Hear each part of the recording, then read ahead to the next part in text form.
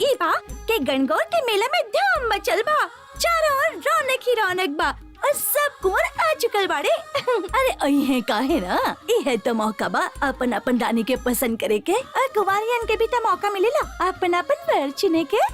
यही खातिर तो खेल हो खेला जहाँ बा के नौजवान अपन अपन हुनर दिखा के कुंवारियन के खुश करेले, जैसे मल्ल युद्ध, भाला फेंकल, तलवारबाजी। चले जाए इनकरा सजाली फिर चलब।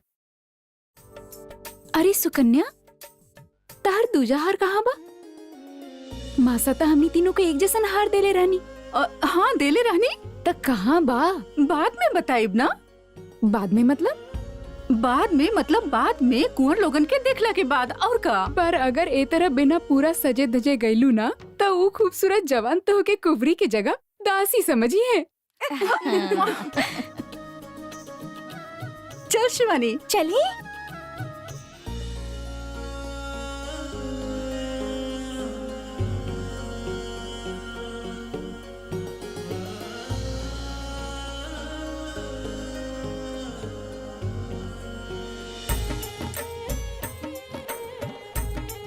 जोधा के देख ले बाड़ू, हमार जोधा के देख ले बाड़ू। रानी सा वो हिजे हुई है।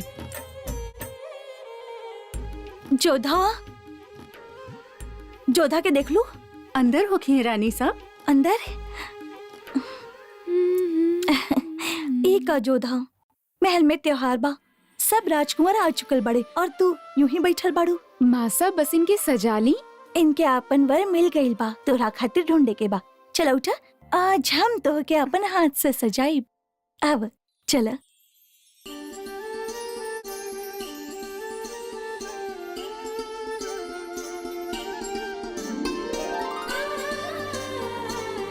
देखी त मासा, गौरी माँ कितना अच्छा लग रहा बानी।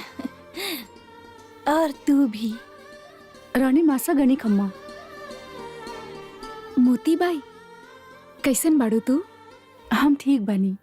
अरे ओ छोरी लोग, सब अपन अपन हाथ जोड़ ली और अपन आंख बंद कर ली और गणगौरी के ध्यान करें। और हाँ, साथ ही साथ अपन शिव के भी ध्यान कर ली। अरे जोधा, तू वहाँ काहे खड़ी बाड़ू? यहाँ वा।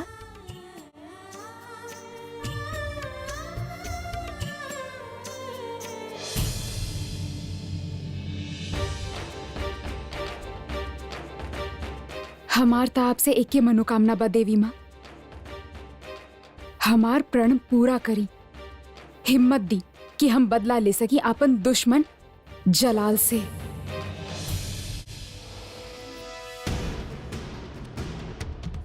ए तरह पूजा के समय दुश्मन के नाम ना लेहल जाला जोधा। कहले पूजा के समय सरस्वती बसेनी होठ पे, उस समय जेकर नाम लेहल जाला उनकर आशीर्वाद उनके ही नाम के साथ जुड़ जाला। आशीर्वाद तो हम अपना खातिर मंगनी है मासा, और जलाल खातिर मृत्यु। बस समय गलत बा। मैनावती, काहे बार बार कोसत रहेलू? तू सब लोग जाब मेला में।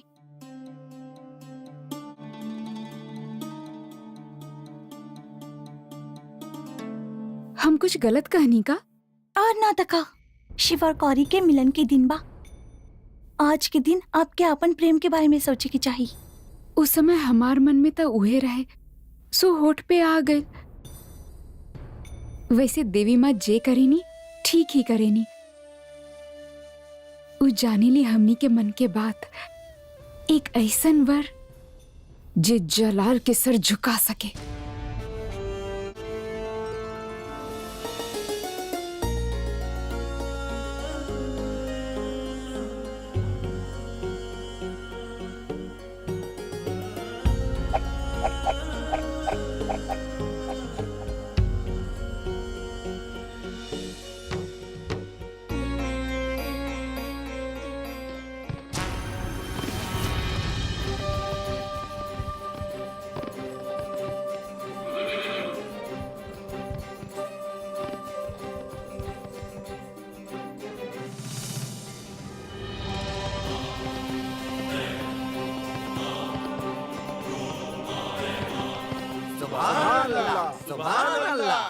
सुभान अल्लाह।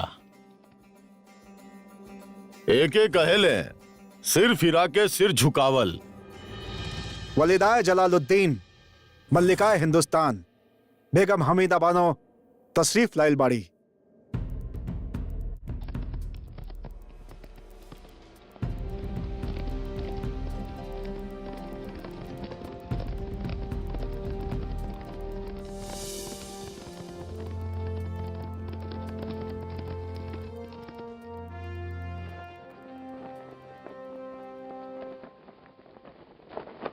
अस्सलाम वालेकुम। वालेकुम अस्सलाम। आप यहाँ? अजमेर शरीफ तक आयल रहनी, सोचनी आपन बेटा से भी मिल ली और पूछ ली कब तक लौटब। सब इंतजार कर रहल बाड़े। बड़ अम्मी की तरह खत लिख देती तो हम जवाब दे देती। खत ऊ तक कोनो सियासी रस्म लागेले और सियासत खातिर जज्बात के नजरअंदाज न करल जाला जलाल। शायद ऊ तो हमरा विरासत में मिलल बा। आप भी तो सियासत खातिर जज्बात के छोड़ देले रहली। जलाल खैर, ई वक्त हम मजबूर बानी। राजपूताना से लड़ाई सर पे बा और हम आमेर के सर करे चाहतानी। जब आप वापस जाएं तब बड़ अम्मी से कहिए कि हम उनके हरदम याद करेली। बता दिया उनकरा के जलाल के बख्तर कहूं से कटल नहीं खे और हमार बेगम रुकैया से कह दिया आप कि हम उनके कम से कम दिन में 2 बार तक जरूर याद करेली। हम याद ना आवे नहीं तोहके। हवेली, हम जब भी केहू लावारिस के पत्थर के बीच रोवत देखेली तब आप याद आवेली। शायद वो माँ की भी कुछ आप ही की तरह मजबूरी रहल हुई। खुदा हाफिज।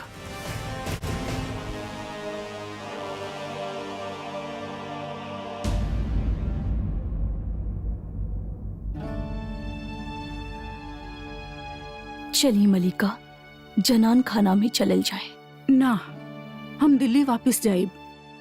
इतना दिन के सफर कैला के बाद आज जलाल के एक नजर देखे आयल रहनी।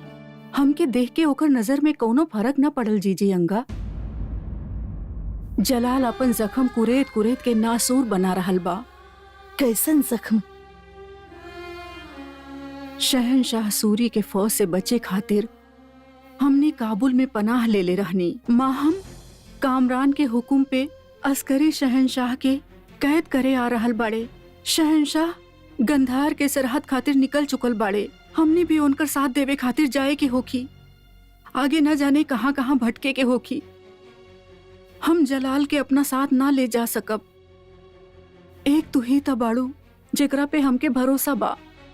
यही से इनकर जिम्मेदारी तोहरा पे सौंप के जा रहल बानी। और तब से जलाल महामंगा के माँ समझेला और वो भी हक जतावेनी। पर तबाही के रास्ता से जलाल के वापस लावे के ही होखी। आवाम में ओकर खौफ बा। खौफ शहनशाहों के शोहरत बा। बस अब तक एके उम्मीद बा केहू आए ओकर जिंदगी में रोशनी बन के जे ओके ई अंधेरा से निकाल सके।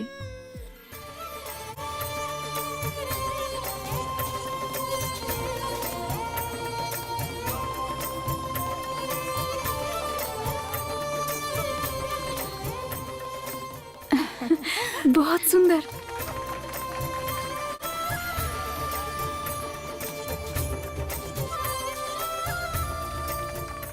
कितना सुंदर नृत्य कर रहल बाड़ी। सुकन्या, जी मासा। का कर रहल बाड़ू? वो बस चूड़ी आवा। बस आवत ही बानी मासा। चल।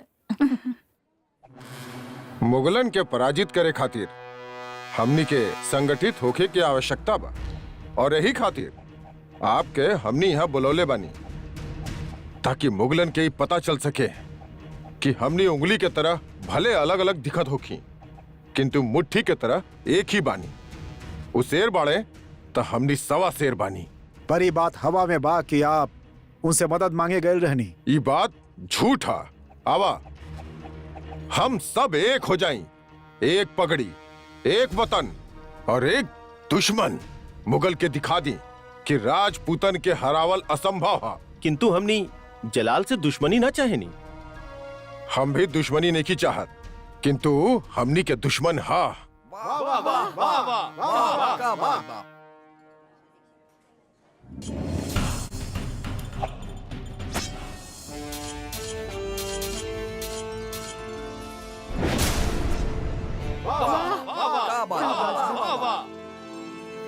शायद भाग्य इनके हमरा ही खातिर भेजले हो कि हम आपके चुन लेनी।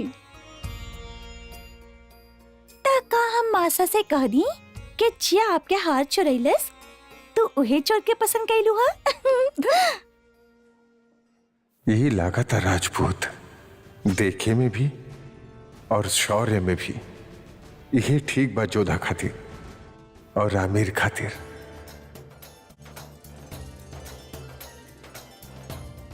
मैनावती जी हम जोधा खातिर वर्ड ढूंढ ले बानी। सच के बहू आई वो देखी,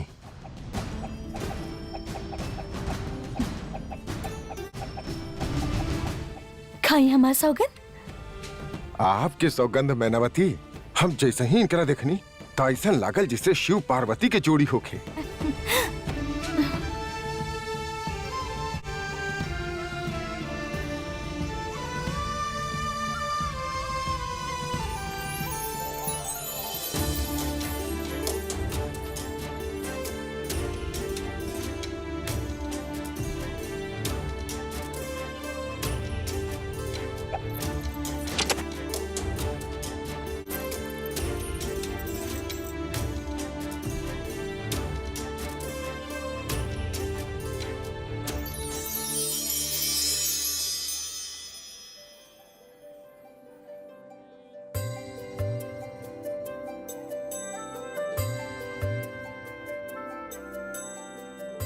इहे रहली जौन दिन झरोखा में रहली, जेकरी हार बा वैसन ही बूंदा, वैसने कंगन।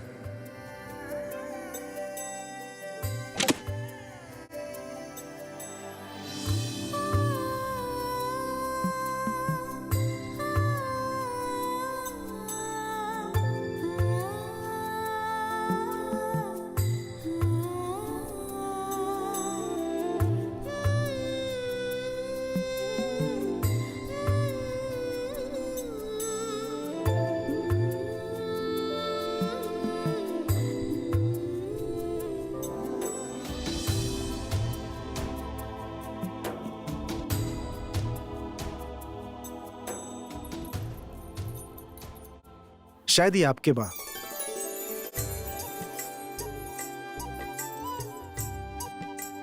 पर ई आपके कहाँ से मिलल?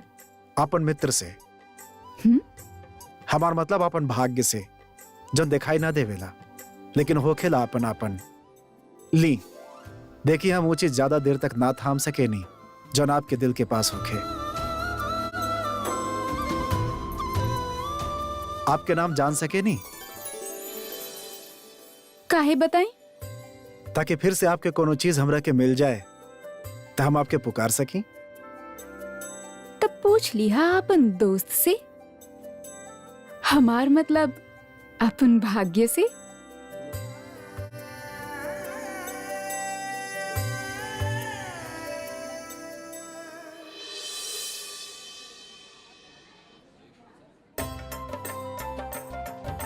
अरे जीजी, ये हार आपके कहाँ से मिलल? शायद कहीं गिर गए रहे, एक राजकुमार लौटाइलस। के पता ना, उनकर चेहरा तो हम ना देखनी। लो, पर आपके हार तो हमरा पास बा। जब आप निशाना लेत रहनी तो गिर गेल रहे। तो फिर ई हार हमार हा जीजी। और जॉन राजकुमार आपके ये हाथ दहले, सुकन्या जीजी उनके ही पसंद कई नहीं। हम मासा और बाबूसा से यह कहे वाला रहनी। बावली तो ना हो गई बाड़ू तू दोनों। अरे भले ही वो लोग मजाक में कहेले कि आपन आपन वर ढूंढ ली, पर रिश्ता तो उहे तय करी है ना। पता ना सही कहनी की गलत, पर हम तो उनके चुन लेनी।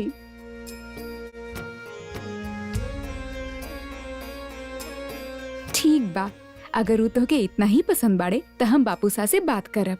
सच्ची जीजी? पर का कहबो उनसे? है कि हमरा खातिर जे वर ढूंढे के बाद ढूंढ लिया, लेकिन सुकन्या तो पसंद कर ले ही बिया, अपना सैया सिवैया। वैसे नाम तो पता कर ले हो तू। राजा सूर्यवंशी।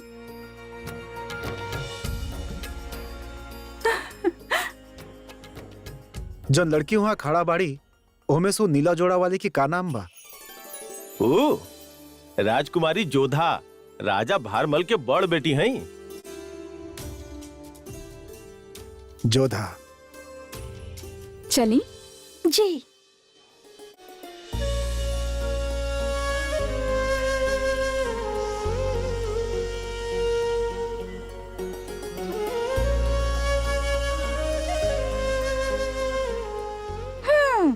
अब जब चीजें जिम्मेदारी ले ही बानी तो रिश्ता तय ही समझी।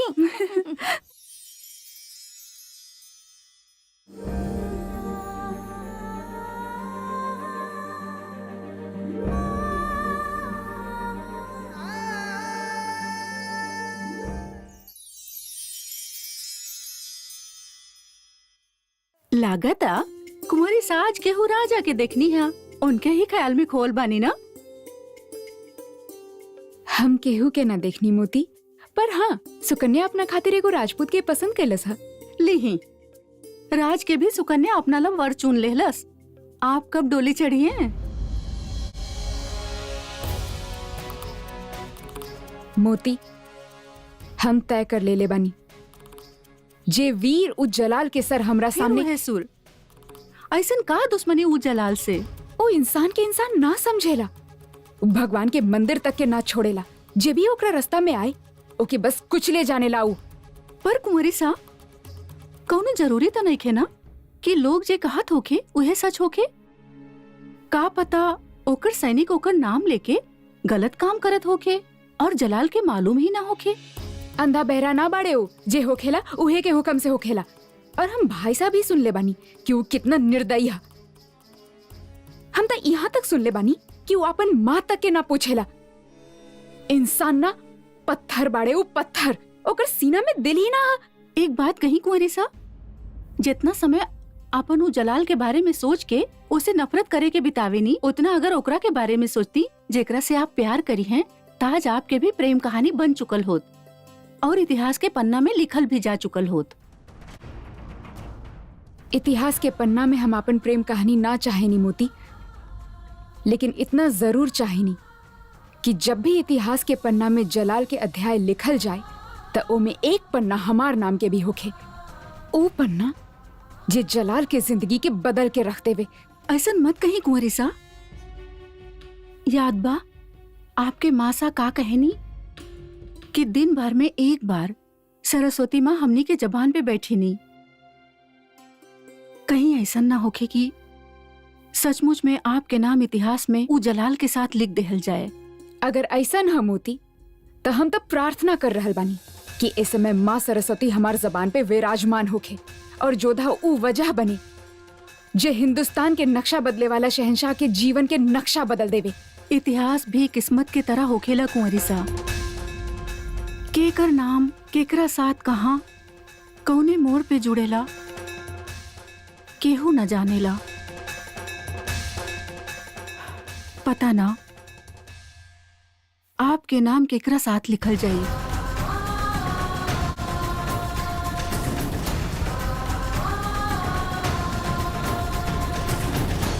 एक बात याद रखिया जलाल, तारीख में तोहार नाम सबसे बड़ सूरमा के तौर पे दर्ज होखी। आज अचानक आपके ऐसन काहे लागल खान बाबा? अचानक ना, बरसों से हम देखत आ रहल बानी। जीत के जुनून लेके पैदा भइल बाड़ा तू। दुश्मन होखे या जज्बात, दोनों पे बखूबी काबू पा सकेला तू। जंग के मैदान होखे या कि महल, जीत तोहरा जहन पे हावी हो खेले। रात की सोवत वक्त भी शमशीर अपना आप से एक पल भी जुदा ना करेला। इंसान के मुकद्दर सोवत वक्त भी होकर साथ ना छोड़ेला खान बाबा, तो हम अपन शमशीर से कैसे जुदा हो जाई। और ये कलम हा जैसे हम तारीख लिखब। इंशाअल्लाह तोहरा पास तो दिल बाड़े ही ना, मगर हमार दिल कहेला कि हिंदुस्तान तोहरा मुट्ठी में होगी, और ये मुट्ठी कभी भी केहू भी खोल न सकी। आमीन सुम्मा आमीन।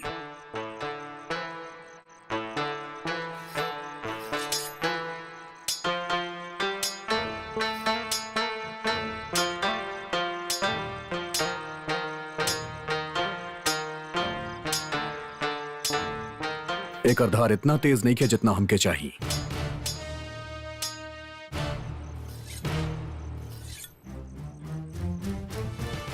सलाम हुजूर, जौनपुर जिला के खानेदार खान जमाल तशरीफ लाइल बाड़े। भेजनी।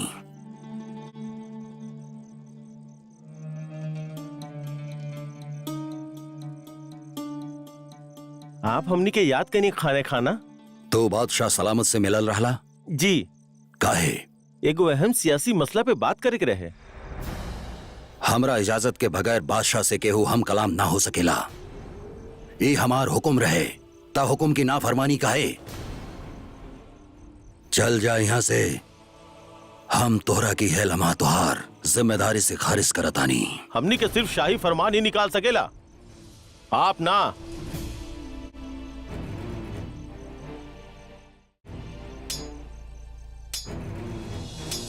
शहनशाह हमनी के किला के सूबेदारी से खारिज कर गिल बा।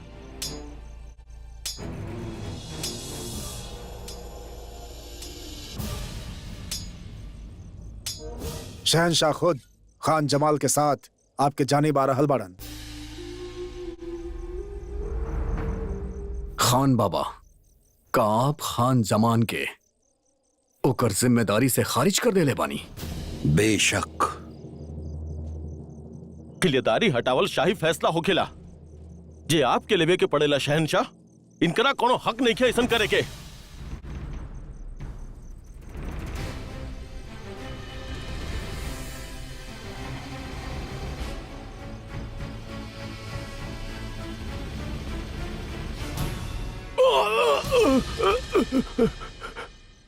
कान खोल के गौर से सुन ला। तो जलाल के कान इतना कच्चा नहीं खे जे अपन खान बाबा के खिलाफ में भर दिया जाए।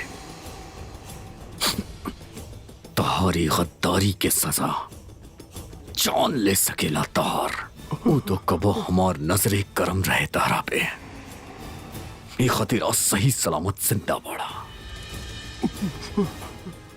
अगर हमार खान बाबा तारा निकाल दे ले रहे तो तारा निकल जाए के चाहत रहे। हमरा तक फरियाद लेके आयल बेवकूफी रहे तहार। निकल जा यहां से।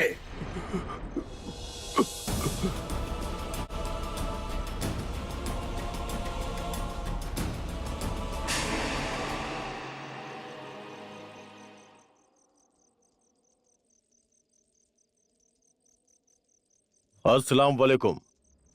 शहनशाह सलामत रहे। आमेर से हमनी के कुछ जासूस खास पैगाम भेजले बड़े। आमेर में राजपूतन के जमावड़ा बा। राजा भारमल अपन बेटा भगवान दास के वहां के राजा बना देले बड़े, और यही वजह से उनकर भतीजा सुजामल बागी हो गई बा। गड़गौर के बहाने वहां साजिश हो रहल बा। खान बाबा का खूब तकदीर निकलल। आज ही हमार शमशीर के धार भी निकलल बा। गुस्ताखी माफ शहनशाह, ये बात के इतना आसानी से ना ली तब बेहतर होगी। शरीफुद्दीन की खबर सही है, मगर मुकम्मल ना। हाँ, राजपूत अपन फौज जोड़ रहा बाड़े, मगर साथ ही साथ वो अपन लड़कियन के शादी करके आपस में रिश्ता भी जोड़ रहा बाड़े। पर शहनशाह, अगर हकीकत में सारा राजपूत एक साथ इकट्ठा हो जाई हैं तो चट्टान के मानिंद बहुत मजबूत हो जाई हैं।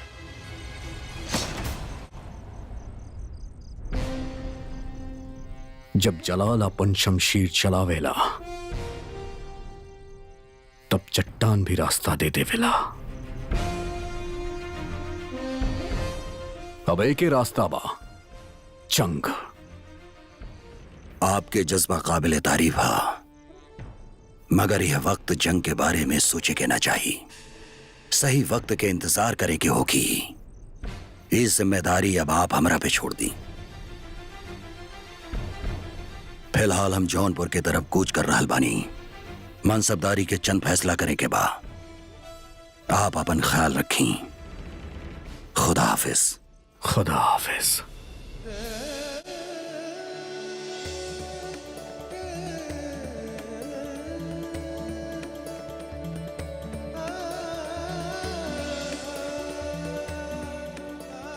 अभी अभी हम अपन पूजा समाप्त ही कईनी कि आपके बुलावा आ गई। बताई काहे बुलाईनी हमके?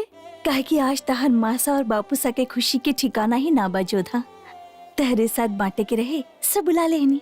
आप दोनों के इतना खुश देख के हमके भी बहुत खुशी हो रहल बा, लेकिन एकर कारण तो बताई। तू हम हाँ जोधा, तहर बापू सा तहरा खातिर वर ढूंढ ले। ठीक वैसने वर जैसन तो की चाहत रहे। हमने से भी ज्यादा प्यार करी तो से।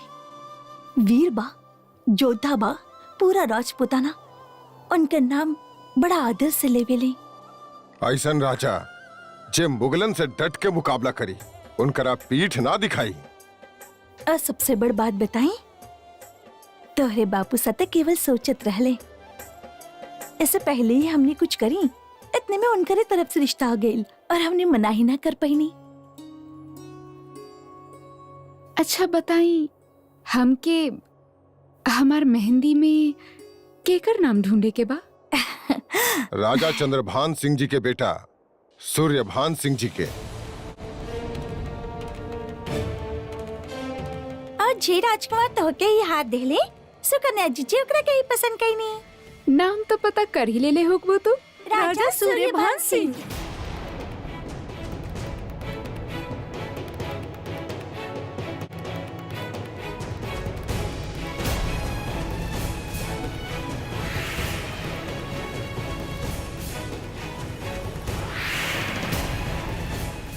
सुकन्या, तू चिंता मत कर।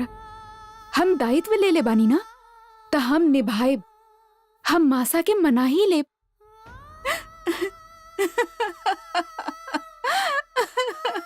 अरे कमाल कर रहल बाड़ू तू भी। हम तोहरे बारे में चिंता कर रहल बानी और तू हंस रहल बाड़ू। और काका छिनबू तू हमसे? हाँ, तू कहे का चाहत बाड़ू?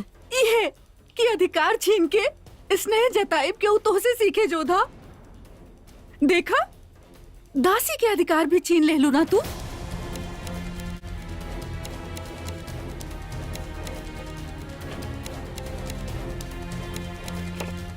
ये याद बना तो के? आई तहार चूड़ी हमार ना, हमार या तहार का अंतर बा? अंतर बा। काहे कि हमार भी पसंद करल चूड़ी तू छीन ले रहलू पर जोधा। हम पहले तो ना रहनी ना। अगर पहन के दे तू तो हम दासी हो जाइत ना। पर बहन बानी, यही से दया कर देलू हम पे। दया और स्नेह में अंतर हो खेला सुकन्या। दया लाचार पे करल जाला और स्नेह अपना से। और अपन बना के ही सब कुछ आसानी से छीनल जा सकेला, चूड़ी भी और सिंदूर भी। सुकन्या, ये का कह रहल बाड़ू? एक बार फिर छोट होके के दंड भुगत रहल बानी मासा। कौन चीज के दंड? राजा सूर्यभान के पसंद कैले रहनी हम जोधा। और उनका रिश्ता जुड़ रहल बा जोधा से। सुकन्या,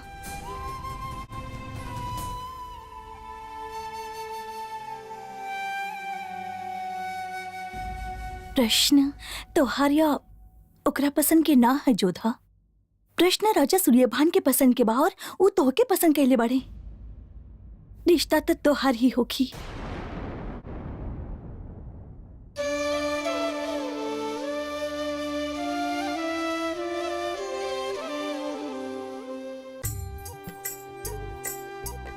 औषधि ले ली बापू सा। औषधि की आवश्यकता नहीं है बेटा। कितना अच्छा लागेला जब समय साथ देवेला। जे रिश्ता हम चाहत रहनी वो रिश्ता उहे हमसे मांग ले। राजा सूर्यभान सिंह अगर हमनी के साथ हो गए तो समझा आधा राजपूत समाज हमनी के साथे आ गई। गणगौर के बाद ये ब्याह के बाद हम सबके सामने रखब और फिर जोधा के ब्याह और ब्याह के बाद दिखा देबू मुगलन के राजपूत सर कटा सकेले, सर झुका ना सकेले। सर कटे आपके शत्रु के बापू सा।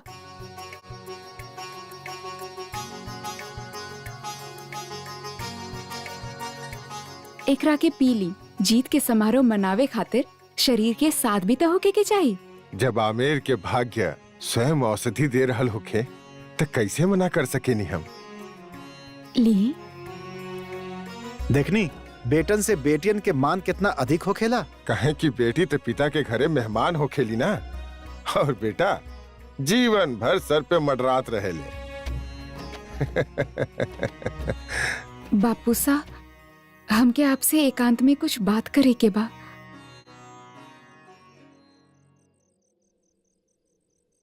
कहा बेटी, का कहल चाहताड़ू? हमके डोली के बारे में कुछ कहे के रहे। डोली? जे राजा सूर्यभान के महल में जाई। अवश्य जाई। हीरा जड़ल होखी ओकरा में, सोना से बनल होखी और इतना सुंदर होखी कि पूरा राजपूत समाज में कबो केहू इतना सुंदर डोली ना देखले होखी। और जौना में सुकन्या बैठल होखी। वो राजा सूर्यभान के पसंद करेले बापू सा। तू बेटी के तरह हमके औषधि देलू और हम पिता के तरह ले लेनी, किंतु यदि तू राजकुंवरी की तरह बात करबू तो हमके एगो राजा के तरह आदेश देवे के पड़ी। पर ई बात आपके बेटियन के ही बा। हम तोहार बापू साबानी और राजा भी। पिता के उत्तरदायित्व होखेला कि वो अपन पुत्री से ओकर पसंद पूछे, किंतु राजा के उत्तरदायित्व होखेला कि वो अपन राज्य के हित के बारे में सोचे। और हमार उत्तरदायित्व है अपन बहन के बारे में सोचे। बड़ बहन के होकर छोट बहन के ब्याह, ये राजपूतन के परंपरा ना है जोधा। और दूसर बात, सूर्यभान सिंह के पसंद तू बाड़ू, सुकन्या ना। पर हम देखल के अनदेखा और सुनल के अनसुना कैसे कर दी? हम सुकन्या के पसंद के कैसे छीन ली बापू सा? हमार दिहल छूट के अपन मनमानी के अधिकार मत समझा जोधा। जितना छूट हम तोहके देहले बानी उतना छूट पूरा राजपूत समाज में कोनो और लड़की के भाग्य में नहीं छे। और हम भी यह चाहता नहीं कि तोहार ब्याह राजा सूर्यभान सिंह के साथ होके। हमरा केवल अपन बेटी ना, आमेर के सब बेटियन के ध्यान रखे के पड़ी। आज पहला बार एक राजकुंवरी होके के खेद हो रहल बा बापू सा। ऐसे अच्छा था हम आमेर के एक साधारण सी लड़की होती जेकरा बारे में पिता भी सोचते और राजा भी।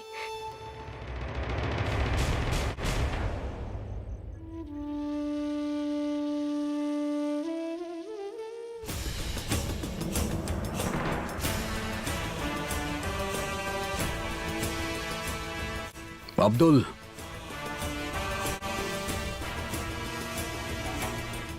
गुस्ताखी माफ हुजूर। बाकी हमने जा कहाँ रहल बानी? आमेर के सीना पे पैर रखे, राजपूतों के पगड़ी के लंबाई मापे। का आमिर?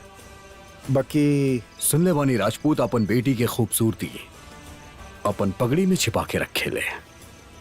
बाकी खान बाबा ताकीद के लिए बाड़न कि जंग से पहले आमिर जाइल खतरा से खाली नहीं खे कि वो शहनशाह के पहचान दे दस्ता। जहीर। जी शहनशाह।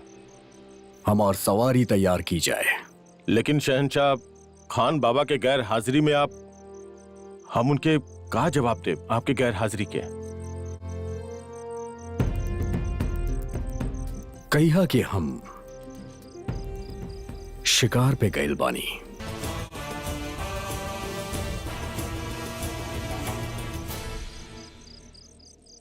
जहीर। जी शहनशाह।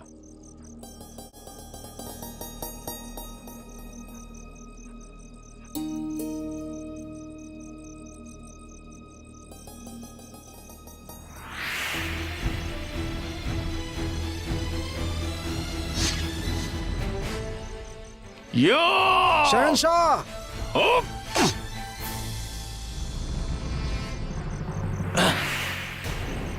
सांप रहे शहंशाह, आपके डसे ही वाला रहे।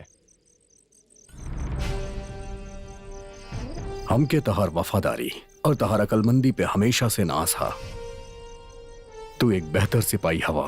आपकी हिफाजत कइल हमारी मान है शहंशाह। हम जाने ली तहार जज्बा हा, पर अपन शहिंशाह पे भरोसा रखा।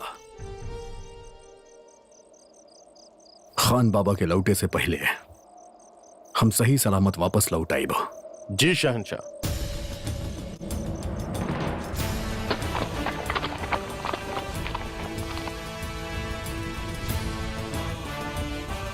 आमेर हमके पुकारत रहे, न जाने वो कौन कशिश रहे जे हमके अपना और खींचत रहे। दिया के जोत हमार दिल के हाल बयां करत रहे। रास्ता लंबा रहे, पर मंजिल के चाह इतना कि ना दिन के ख्याल रहे ना रात के। एक और मासा और बापूसा हर समय सूर्य भान के बलाइयां लेते रहले, तो दूसरा और सुकन्या हमसे मुंह फेर ले रहे। पर बापूसा के वचन से हम विवश रहनी। ना दुश्मन के डर रहे ना मौसम के मिजाज के, बस रहे तो सिर्फ एक जज्बा, आमेर के सरजमी के छुए के, होकर तपिश के महसूस करे के, ओकरा आपन बनावे के। राजपुताना के सरजमी हमार कदम चूमत रहे, माना अब राजपुताना के तकदीर हमार तकदीर से जुड़त रहे। ए बीच गणगौर अपन चरम पे रहे, रंग से आमिर खिल उठल रहे। पर इस सबके बीच हम परेशान रहनी, और हमार शक्ति रहले हमार कान्हा। हमके विश्वास रहे कि वो कौनो न कौनो रास्ता हमके जरूर दिखाइए।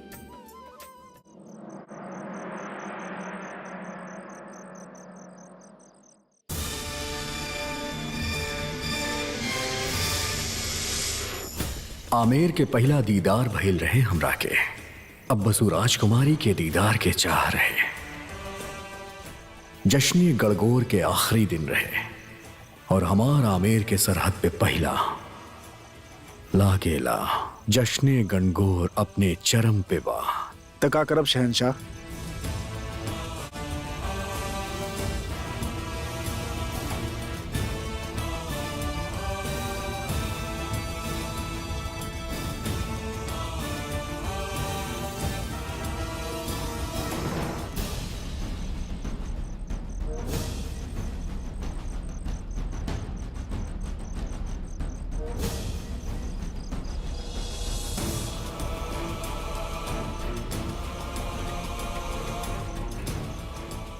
ज़मीने राजपुताना, आपके जलाल के सलाम। जलाल आपके हासिल करे के आरजू रखेला।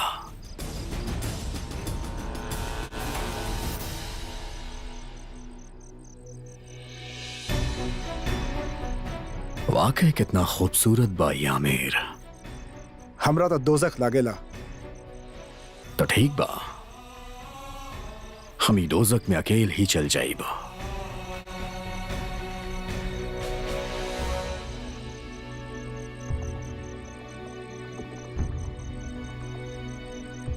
तू हेजे रुकिया, हमार शमशीर के साथ है।